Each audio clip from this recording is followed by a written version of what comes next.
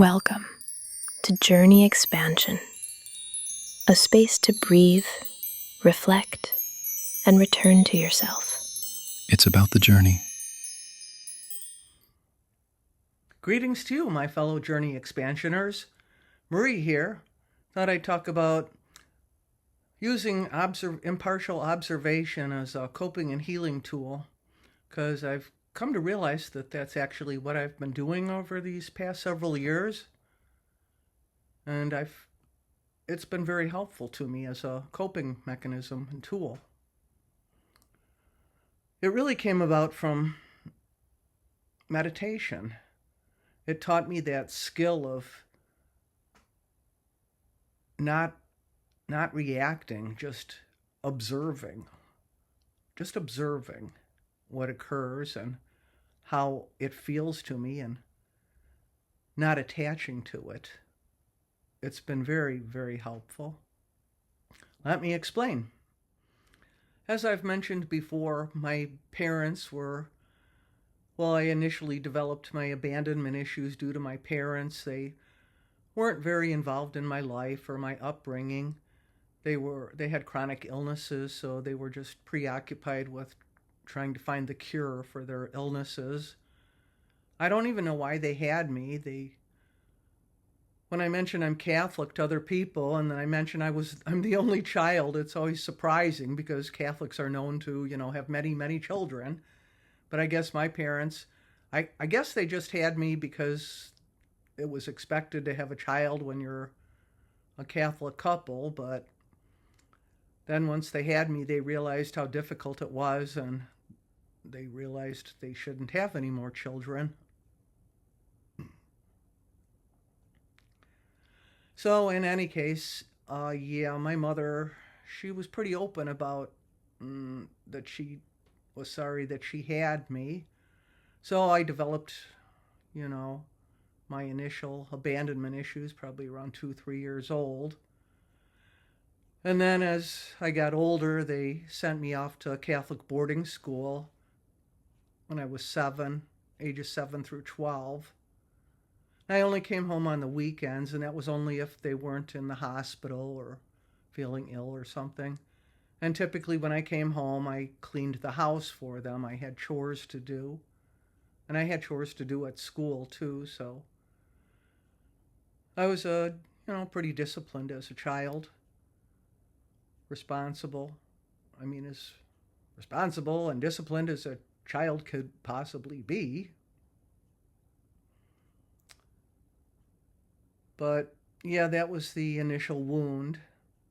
And then I've come to notice that I apparently seem to have replicated that scenario with my husband and his family completely by accident, maybe unconscious design. Yes, it's amazing to watch psychological processes play out in real time. Like, when I think about it now, I can see how it all played, how I ended up replicating that. Apparently, the original circumstances were that my parents were chronically ill and they were seeking the cure for their diseases, and because of their illnesses, they couldn't work, so they were impoverished and dependent on. My father was a disabled veteran, so he was getting a disability, and my mother was getting Social Security disability, and my father was getting veterans benefits. He served in WW2 honorably. So my father was always writing letters to Congress. That was his process. Trying to get, action for his VA claim to go through. So that's what he was self-involved with, and my mother was self-involved with her multiple sclerosis, so they really couldn't be bothered with me. I was almost invisible, really. In fact, I normally do feel invisible. That's kind of been a coping mechanism throughout life. I just think I'm invisible. And if you think you're invisible, you kind of are invisible. People kind of ignore me. And I've grown comfortable with that. I mean, that's my normal state, so of course I'm comfortable with it. That's the norm. It's always been the norm. But yeah, watching this play out in real time. I couldn't do anything about my parents' illness. I couldn't physically do anything about that. Whereas with my husband, I felt that the abandonment that I got from him was caused by his parents, because his mother was very, very controlling over him. And I thought, well, I could do something about that. Somehow I could make everybody realize, that's unreasonable to be that demanding on your 20-some-year-old son, denying him from having a life. Because he always had to stop everything to accommodate her. One of my initial, well, other than the time when he got in the car accident and abandoned me with his father, and I had to punch his dad to get him off of me. That abandonment, that was the initial. The next red flag came when I had my cat Kitty since I was a teenager. I guess I was 16 when I got her. And, well, when Larry came to live with me, he came to, they came to love each other. At least I thought. I thought he loved her. He said he loved her. But when the day came to euthanize her, to take her to the vet to have her euthanized, well, we were going to go, but then his mother made other arrangements. She wanted him to go help her with some art. She used to sell art, and she had to deliver stuff or do something. I don't know, whatever. So he actually went with her instead of me. He abandoned me and my kitty. The very best he would do was to take me and Kitty in the van, give us a ride to the veterinarian, and then he just left us there. And I had to walk home after euthanizing her, and that was a couple-hour walk. But of course I was in a daze, so I barely even noticed it. But when I think about that now, why was that acceptable? I guess it wasn't acceptable. I just didn't have a choice. He just sprang it on me, and all of a sudden she took precedence over me, and me and Kitty were getting a ride in the back of a van and getting dropped off. What a shitty way to treat us. But I grew used to that because that's what I experienced. So that was my norm. I just tried to cope with it, tried to overlook and cope, keep going, because, well, once he was living with me, I couldn't economically leave. I didn't have any money. So, I grew dependent on the two-income scenario, as we were living in a more expensive apartment. I was living beyond my means, at least my independent means. And I had lived in such crappy apartments. Oh, God. Places with no heat, cockroaches, intrusive maintenance guys who were always in and out of the apartment. And thank God I had already been robbed, so I had nothing left to steal, so whatever. As long as he left my kitty alone. And he did. And Kitty was smart anyway. But anyway, yeah. But it's always been like that with my husband. His mother would say she wanted something, and all of a sudden our plans would change. And I just had to go along with it. And even when we got married, well, it was an elopement. We didn't include any family because, well, unknown to me at that time, they were never going to accept that he was marrying outside of his religion, ever. And even though before I married him, I asked, is this going to be an issue? And he said no. But I'll be damned if it wasn't an issue all throughout the marriage. Nothing but issue after issue. And yeah, I wasn't able to leave because I didn't have a support system. There was no family to lean on, and friends are inconsistent. They were changing a lot because I was going to different scenarios all the time. So I don't know. It's just been so complicated, and in these later years, I've just,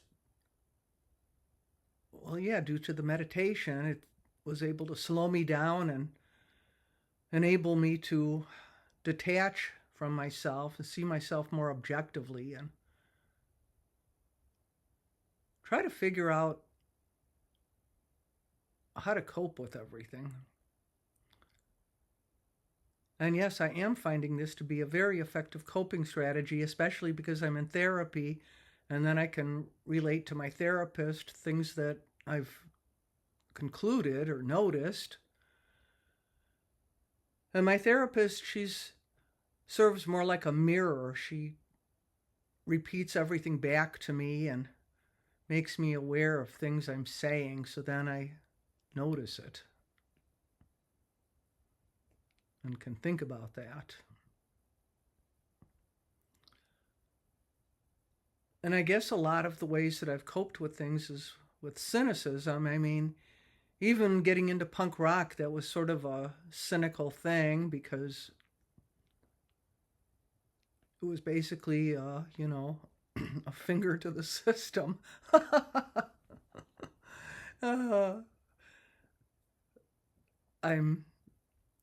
Having grown up with parents who were, living in poverty because they were ill and always seeking medical treatment, trying to cure their diseases.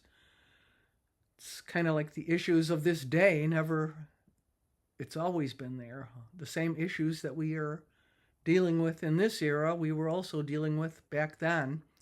Maybe not so many people, but I experienced it with my parents. So that made me aware of it. But it seemed like medical care was at least more compassionate then. Now, not so much.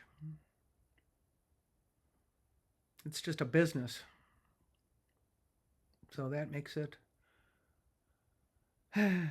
maybe even more offensive because it's not humanized. I guess that's the only thing the past really had going for it, was there was some humanization in it because so many more people had experienced adversity. These days, I think there's less people who've experienced adversity, and I think adversity builds character, helps you develop empathy. You're able to understand what people might be going through and able to reason why they behave a certain way. That's what I think anyway. I'll tell you what else that seems interesting. It's like I was meant to do this, like I was actually born to learn about myself via observation, because somehow I ended up documenting my life in writing and photographs. Like, for example, I used to write down my experiences, sort of like a diary. In fact, a diary. This was back from December 31st of 1973. 1973. I'm really depressed today. Last night I was teasing my mother about how old she is, and she got mad, so I went in my room. I heard her talking about me, so I went to the door and listened. I heard her saying that she thinks I'm mentally retarded. That really hurt. I knew she thought I was crazy, but I never thought that she thinks I'm retarded. I don't know, maybe I am retarded. Sometimes I don't act my age. I still want to play with toys. I saw Jimmy Sorensen playing football with Danny and other boys. I didn't know they knew each other. Everybody's got friends except me. I haven't been out all day. I don't know what's the matter with me. I'm so lonely. I wish I was never born. Tomorrow I can write in my new diary, and the only reason I wrote this is because maybe if things ever get better for me, I'll still be able to remember how it was for me, and maybe I'll be able to understand my own kids better. Well, I didn't end up having any kids of my own because I thought maybe I would be doing them a favor if I didn't bring them into my own mess. But, yeah.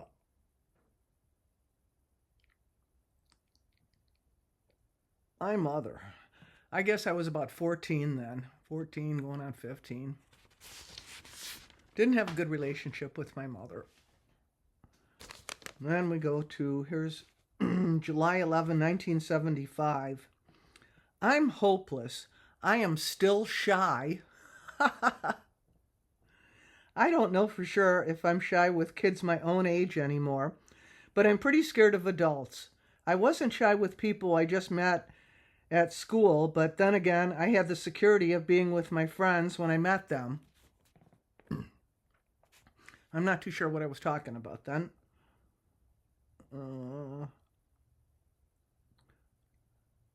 When we move and I go to a school where I don't know anybody, I might be extremely shy and self-conscious again. Oh yeah, this was back when, well, what happened is my parents moved us to Tucson, Arizona. Oh, I guess when I was about, 13. And I don't know, my father moved there for his health. He thought that would be better for his condition. My mother wasn't happy with it, but whatever. She was never happy about anything anyway. But then they were talking about going back to Chicago because my mother was so unhappy. So that was kind of the back and forth they always had going on. So I was always thinking, oh, we're going to move back to Chicago. But then we didn't. So then I'm like, when we move and I go to a school where I don't know anybody, I might be extremely shy and self-conscious again. I don't know. I'm so scared of adults, though. I act like a little kid. My God, I'm 17 years old. Why don't I act like it? I know why I'm so intimidated by people, but what can I do about it? I'm scared of people because all my life I've been teased and told how ugly I was. My junior year in school was the only year people didn't make fun of me. I have real friends now. I guess I'll be like this for the rest of my life because when you get to 16 years old, your personality is pretty much set for life.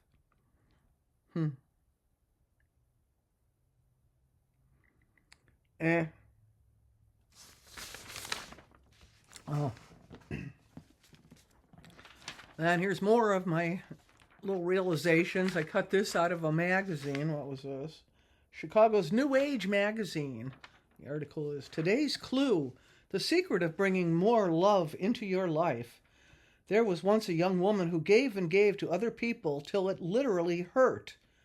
She cooked for people, always threw parties or gave presents to friends on their birthdays, bought expensive clothes for her boyfriends, and generally bent over backwards to help anyone she cared about or didn't care about.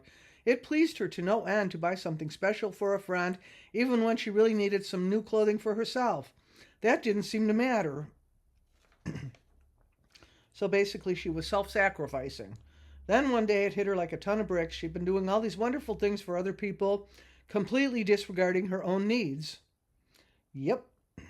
She realized she needed to learn to love herself more.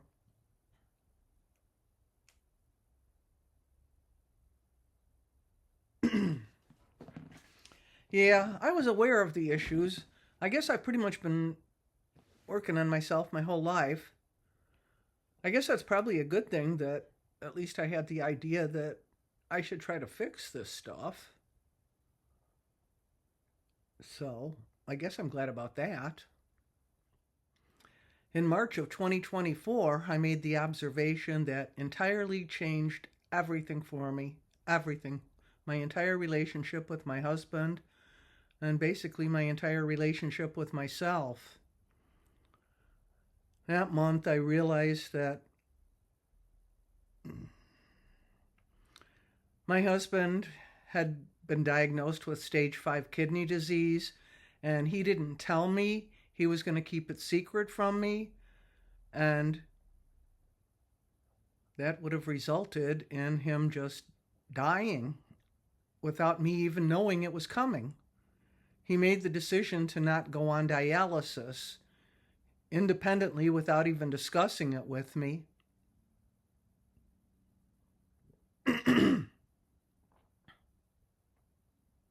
So that would have resulted in me coming home from work one night and basically finding him sleeping on a chair dead. Well, where he had been sleeping and then died. That would have been a fun way to come home after a hard night of work, huh? Hard day of work? Yeah. Talk about abandonment, man. I mean, just the realization of that he actually decided that, and that's his avoidance thing. He's always had that where his way of coping with things is to just not cope with it at all. He just ignores it. But wow, how can you ignore your own pending death? How do you do that? That's hardcore, man. That is hard. That's about as hardcore as it gets. It's like, dude, you were just gonna not tell me that you were dying and just die and just leave me without me even knowing it was coming. Man, that's hardcore abandonment right there. So that's when it really hit me that, well, if he's capable of doing that, this has never been a real relationship. This is just, I don't even know what it is. Just a toxic, dysfunctional economic arrangement? And I didn't even get to have equality in the economic arrangement. He always claimed that he made more than me, so he had more rights than me. And now I'm thinking, well, you moved in with me. I was already independent for a couple years before I'd even met him. I don't know how it all got switched around. Somehow, with his mother dominating, it's like she got to call all the shots and I had to take second place, and it's not like I had much of a choice about it. And I think, yeah, I've had a lot of cynicism in me too. Heck, just this sign behind me that's from the old punk rock days, late 1970s, Sex Pistols era. No future. It says, no future, democracy, truth, leader, politics, hero, education, law, nation, career. All these words are used to brainwash you, but don't believe me, don't believe us. We use them too. Yeah. You use them too because those are the words that are in use. That's what it is. But you see that, it's pretty toxic and not working too well, huh? Well, at least back in those days, we were pointing it out. It was the status, the conformity enforcers were trying to prevent anybody from noticing that things were really crappy, and we were the punk rockers pointing it out. Those truth tellers. And of course, truth tellers, nobody likes them because you're pointing out uncomfortable truths. So that's why punk rockers were so ostracized back in late 70s and 80s. Of course, now we all turned out to be right, so sad to say. But yes, meditation helped me quite a bit. And I'm not going to say I was like I even am like super dedicated to it. I only do it occasionally because frankly, it's really hard.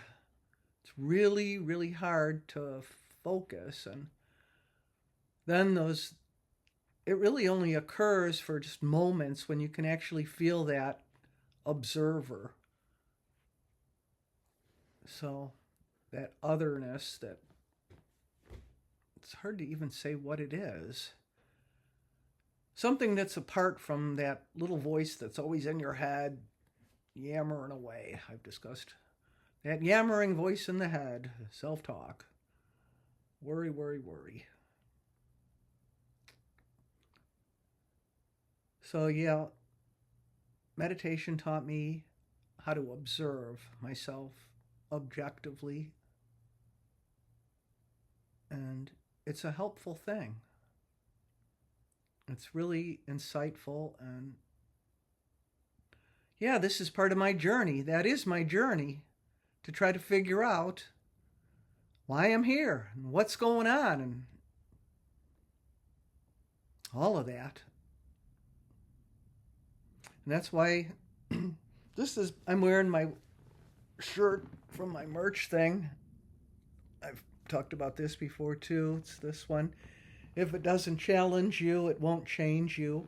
That's basically my motto. It's become my new motto because, yeah. Well, I think this really came about too because I have this job that's very difficult for me to perform because it makes me quite aware of my sensitivity to, mean people or people manipulating me. I took this job at a call center, and the people I work with are great. My supervisors are great. I couldn't be happier with my supervisors, but wow, the callers themselves, I mean, everybody knows about how the internet has caused a rise in mean people because you can be anonymous on the internet. Well, that also goes on the telephone too. People are just really mean, and when they're yelling, I've noticed how my body responds to that. I get nervous. And I've been with this job for 3 years now. It's a little over 3 years, so I'm starting to get more calm about it, more detached. But yeah, sometimes people are really mean and it hurts. But if nothing else, yeah, it challenges me, and it taught me something about myself, that I am affected by the tone of voice people use and, how they address you and speak to you. It can, I don't know, it just makes me nervous. And sometimes it'll change my behavior. Sometimes I'll just do whatever they want. I mean, at my job, I've had to learn to not do that because I have to do some hard things. I have to, be the gatekeeper and say no. So I've had to learn to do that. So, well, again, I challenged myself and I've grown from it. So I don't know. That's all you can keep doing, really, as far as I can tell. Just keep trying and keep trying to overcome obstacles. And like I say, it really helps to take a more objective and viewpoint, observational perspective of your own behavior and other people's behavior. Just sort of detach and look at it, observe, what's the word I'm looking for? Objectively. So that's my strategy. Up until now, if I come up with something new and improved, I'll let you know. But for the meantime, good luck and keep going, and good luck in your journey. Good talking to you, as always, and take care. Bye. Bye now. Thank you for joining this chat. Best wishes to you, always. Journey expansion. Expanding life's possibilities